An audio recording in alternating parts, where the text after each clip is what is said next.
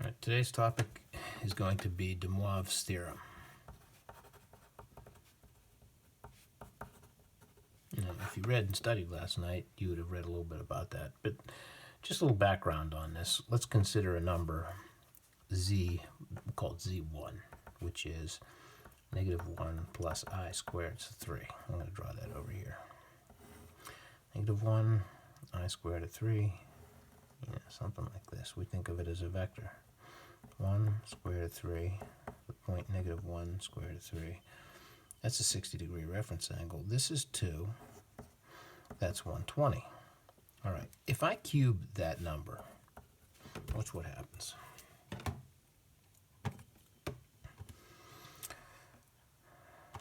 Negative 1 plus I square root of 3 cubed, 8.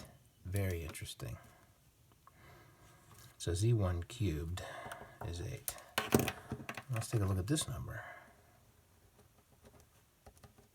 And let's say that this is 240. And that's still 2. Well, that will be z2, write it in red. And we're going to cube that. Negative 1 minus I squared is 3 cubed. And that's going to come out to be 8 as well. Here, just to show you. Bring that back. Change that sign.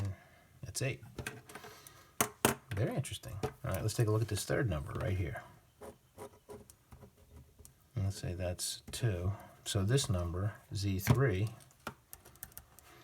which is 2 CIS 0, or just 2 cubed. Of course, that cubed is 8. All right, now, before we talk about this a little bit more, consider this, recall. The square root of 36. Now, you know that to be 6, but if we've already sometimes written this plus or minus, you get plus or minus 6. Well, you get the same situation going here as you do here. You just never realized it.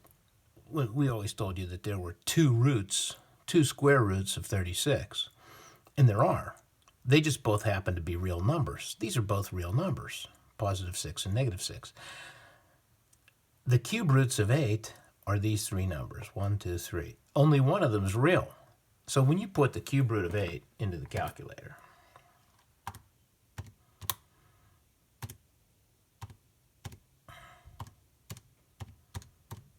it's only giving you back one of those roots, one of those cube roots. These are the other two cube roots of 8. The calculator's not giving it to you because it can't. It's a function machine. All right, and this is the use of DeMoivre's theorem. Now, in the book, DeMoivre's theorem says this. If z is equal to RCIS theta, then z to the n is equal to R to the n CIS and theta. That's not good enough. We're going to alter that a little bit and change DeMoivre's theorem to this.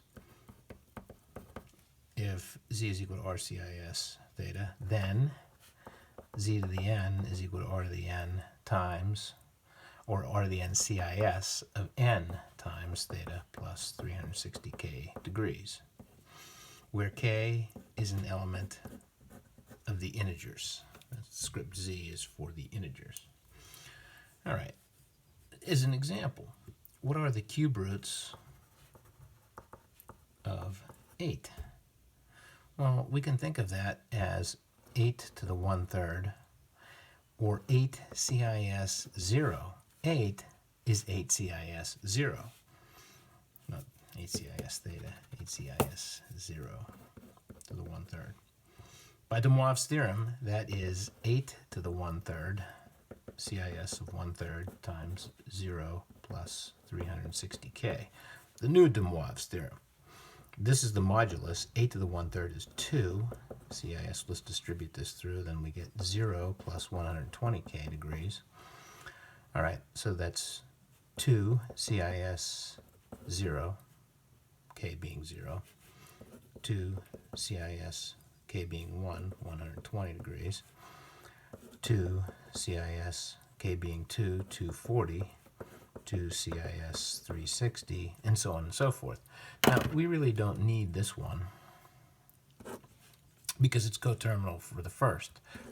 These are the three primary roots, and all others are coterminal, so they don't represent a unique complex number on the complex plane. So these are the three roots, cube roots, I should say, of 8. All right, let's talk about the square root of 36. 36 to the 1/2. We can write that as 36 CIS 0 to the 1/2, which is 36 to the 1/2 CIS 1/2 of 0 plus 360k degrees. 6, that's the modulus, CIS distributing through. Okay, so we have 6 CIS 0, when k is 0, 6 CIS 180. And then 360, but 360 is coterminal here. These are the square roots of 36, written in CIS form. Now you recognize, you maybe don't recognize, that is positive 6, this is negative 6. 6 CIS 0, 6 CIS 1. Negative 6, right on the real axis. Both of these are purely real numbers. Now, that's not the case here. And you know, the calculator is only going to give you one of these anyhow. It's going to give you the 6. It chooses in a way that's very, very unpredictable. That'll be part of tomorrow's topic, not today. All right, well, let's do some examples. Problem number 27 in the book says, find the cube roots of 27 CIS 120. All right, let's first of all, 27 CIS 120 to the 1/3 is equal to 27 to the 1/3 by DeMoivre's theorem. CIS 1/3 120 plus 360k degrees. All right, that is modulus of 3, okay, distributing. 1/3, 120 is 40. 1/3 of 360 is 120 degrees. So these are the three roots. 3 CIS 40. Add 120, that is 160. Add 120 again to 160, you get 280. Let's take a look at this one, just to show you how this works. Okay, so I'm going to take a look at 3 CIS 280. Something like that. Okay, if that's 3. All right, I can figure this in X and Y, all right? So I'm going to write that. Let me show you this.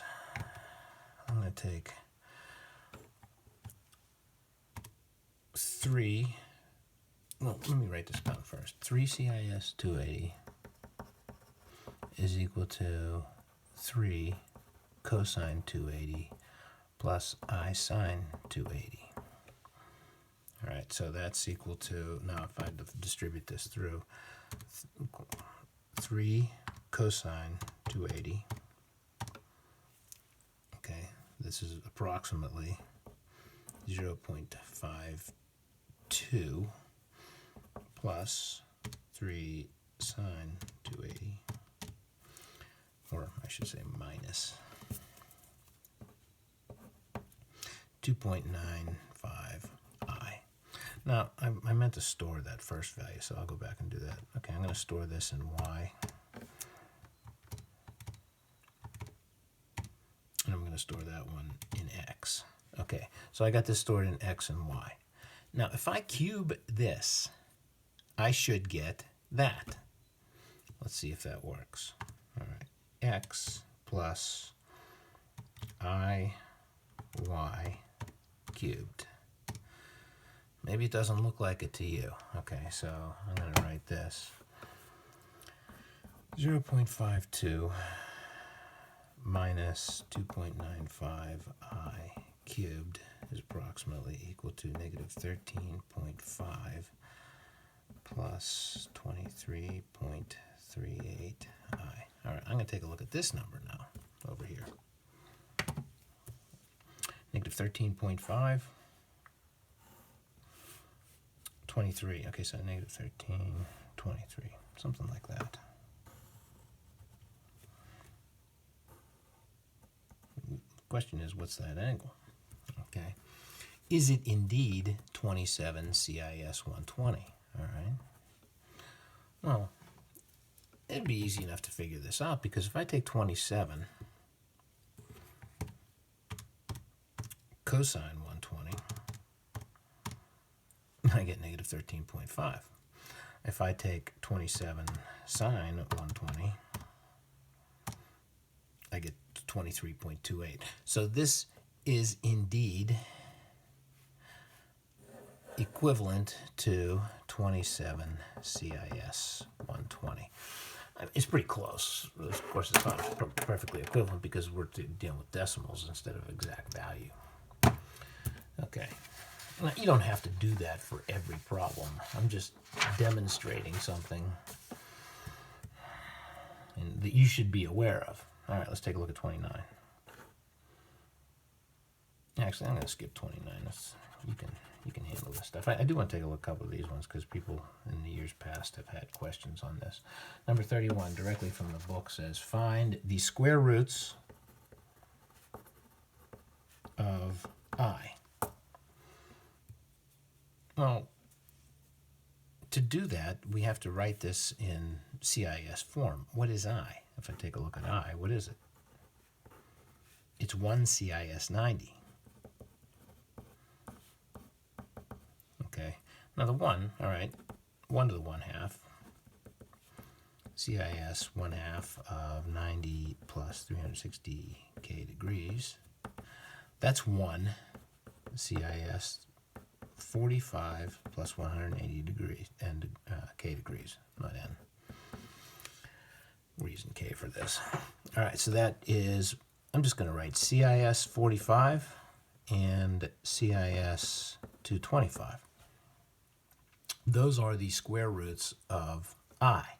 Now, just to show you how this works, again, if I take a look at CIS 225, that's right here. All right, you recognize this is a 45, 45, 90 triangle.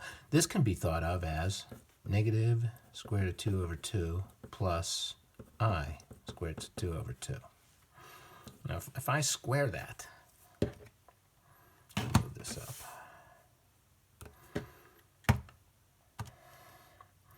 Negative square root of 2 divided by 2 plus I, or I should say minus I square root of 2 divided by 2 squared. All right. Grapher says 1e to the negative 13 plus I. What's that?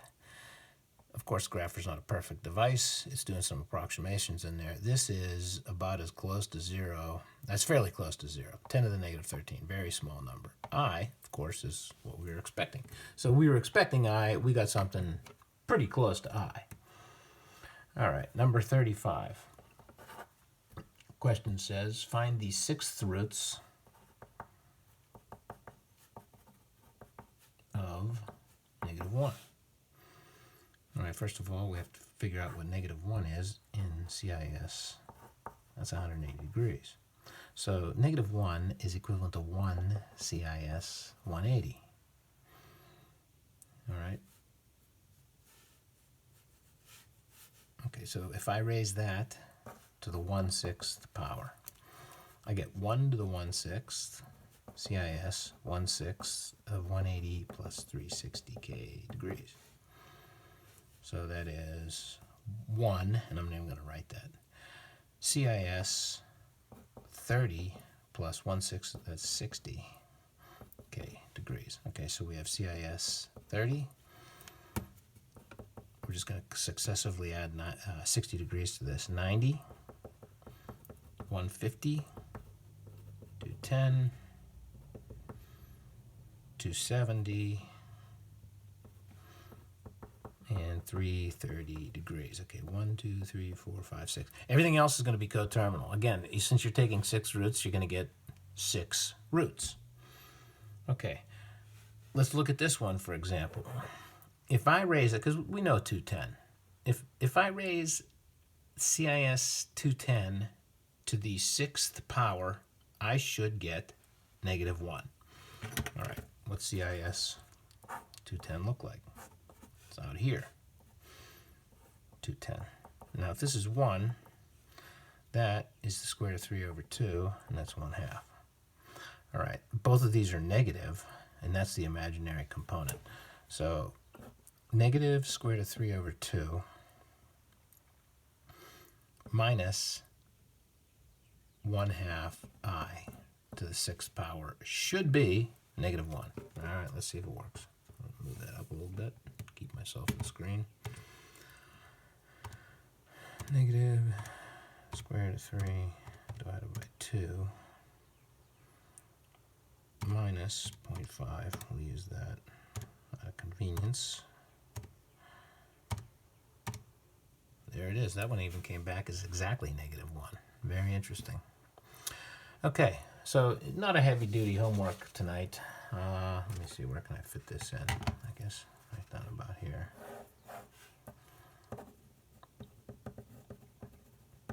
Okay, we're still in section 11.4. Okay, you do numbers 28 through 36 even. That shouldn't even take you all that long. That's pretty easy homework assignment. All right, or just plain assignment, of course. I'll talk to you tomorrow about very interesting properties of taking roots.